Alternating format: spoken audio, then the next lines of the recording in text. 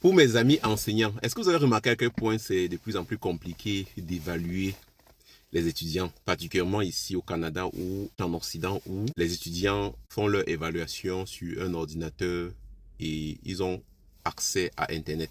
La session dernière, j'ai eu cette problématique où j'ai donné l'examen de mi-session à mes étudiants et ce qui s'est passé, c'est qu'il y a l'un des étudiants dont je savais en fait que l'étudiant ne comprenait pas grand-chose parce que durant les cours, il n'était pas beaucoup présent. J'ai posé des questions et j'avais l'impression qu'il était complètement perdu. Et pendant l'examen, j'ai été surpris de me rendre compte que l'étudiant avait pratiquement 100%.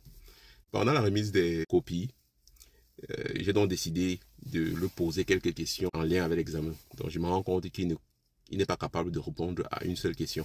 Mais ceci dit, quand je regardais un peu ce qui se passe aujourd'hui, particulièrement avec l'intelligence artificielle, j'ai un peu peur que la future génération sera une génération de personnes très peu instruites. Tout simplement parce que si il n'y a pas une sorte de conscientisation pour pousser les gens à peut-être se servir de l'intelligence artificielle pour complémenter en fait leurs connaissances, mais prendre le temps d'apprendre davantage en profondeur, on risquerait d'avoir une génération de personnes qui croient connaître, mais qui en réalité ne sont pas capables de faire face aux défis ou aux réalités de la vie.